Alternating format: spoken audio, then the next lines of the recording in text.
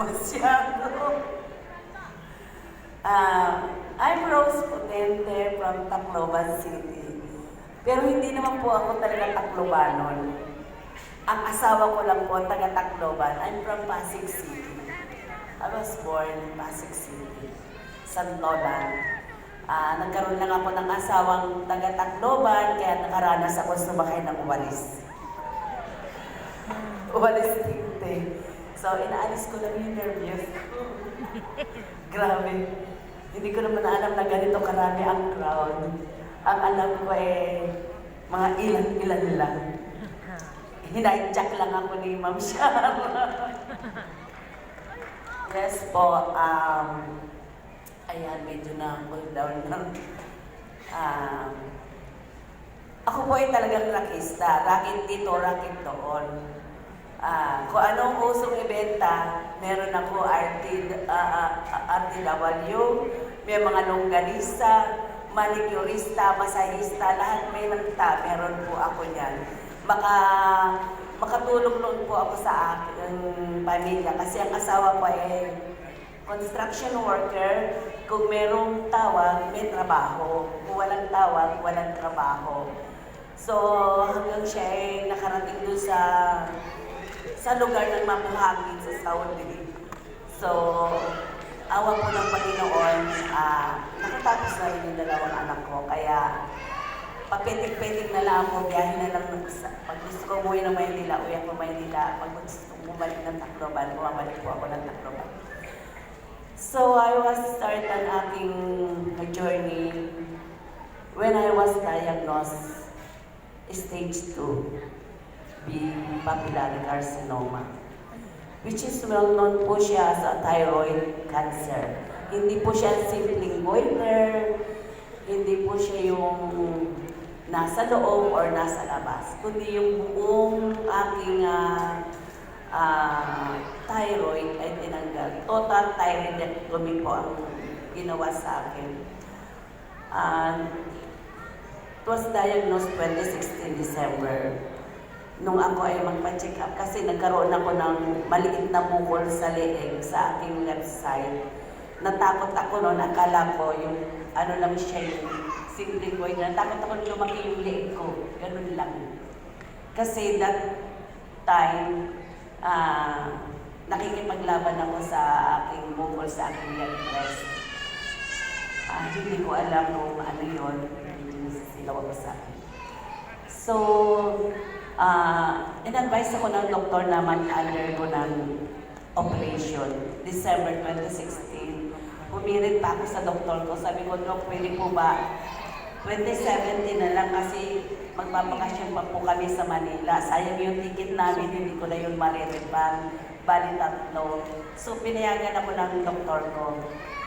Bumalik ako dito sa Tacloban, first week ng February.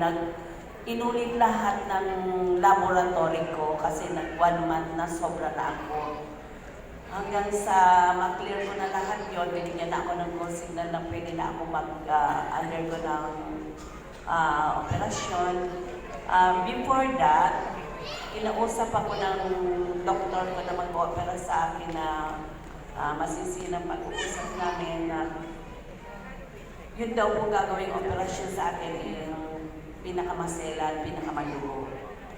Dahil nandito daw yung pinakamanilipis na ugat sa leg ko, manipis pa daw po siya sa hibla ng buhok.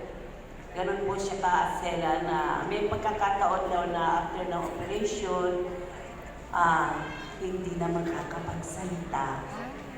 Maiiba ang boses or liliit ang boses. Kailangan mo daw mag-sign ng waiver. Sabi ko, Dok, lugi naman ako niyan. Puro lang pabor sa inyo. Walang pabor para sa akin. Sabi nung isang doktor na kasama niya, o sige, maingat naman kami, huwag ka mag-alala, ingatan namin. O sige, Dok, paano niya po hindi ako pipirma ng waiver? E di tapos ng usapan, uwian na. Walang sign, walang operasyon. So, kailangan mo pumirma talaga ng waiver. Pagkapirma ko ng waiver, ang sumunod na kausap sa akin yung aking anesthesiologist, sinabi sa akin kung anong anesthesia ang gagamitin, kung ilang dosage, kung paano ako hihinga, saan nila papadaanin yung hininga ko, yung operasyon na gagawin sa akin. Magpapasok daw sila ng tubo at doon daw po ako hihinga. And pinapirma din ako ng waiver. Then after nun, ang psychologist naman ang pumasok sa kwarto, talagang ninervyos na ako, pati sunod-sunod lang ko, parang ayaw ko na magpa-opera. Yung kinausap ko ng psychologist ko kung sa before and after na operation, kung anong gagawin sa amin, yung mga assessment sa akin, kung anong response ko dun sa operation. Then, February 23, 2017, 6 a.m. nung ipasok ako sa operating room. Tinanong muna ako ng anesthesiologist ko kung kumusta na. Sabi ko, Dok, ninenervyos. Grabing nervyos. O sige, mag-injection lang ako ng pantanggal nervyos. Yung pala pampatulog na. Hindi ko na alam ang sumunod na mangyayari. Then after that, namagising ako is 3 p.m. na inilabas na ako ng operating room. Unang-unang pinagawa sa akin ng doktor ko, kahit under sedative pa ako, yung grabe pa yung antok ko ba, hilo pa ako. Unang-unang pinagawa sa akin ng doktor ko nung salita. Anong pangalan mo? Rose Potente. Pinapalakasan niya, anong pangalan mo? Rose Potente. Ano ulit pangalan mo? Sabi ko, kulit-kulit naman ng doktor na to, Rose Potente. Sumigaw na ako. Yung pala, wala na silang naririnig. Puro hangin na lang yung lumalabas sa akin. So, nagtinginan yung tatlong doktor na nag-assist sa akin. Nagtinginan silang tatlo. Tapos, sabi na lang ni Doc Emma na, sige, i-work out na lang natin yung boses mo. Hanggang sa lumabas ako ng ospital, wala pa rin akong boses. Nagkaroon ako ng another check-up ulit. The same, sabi niya, i-work out. Sabi ko, parang niloloko ako ng doktor na to. Sabi niya, i-work out, wala man lamang siya pinagawa. Hindi man lamang niya pinalabas yung dila ko sa ilang workout na yun. Di po ba pag nag-workout tayo may ginagawa? Kahit man lang simpleng buhat or simpleng buka ng bibig, yun ang problema ko.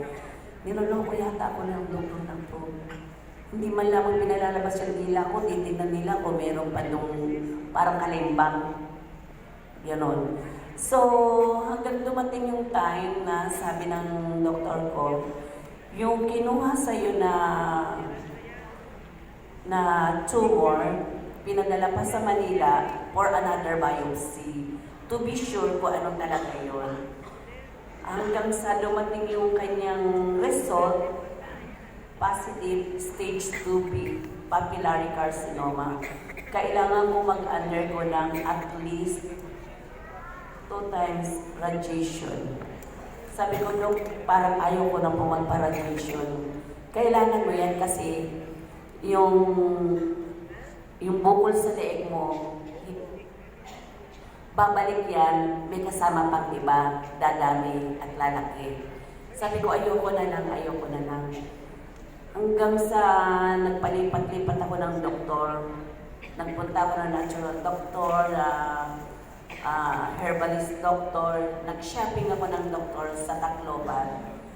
Ang masaklap, iisa lang po ang findings nila.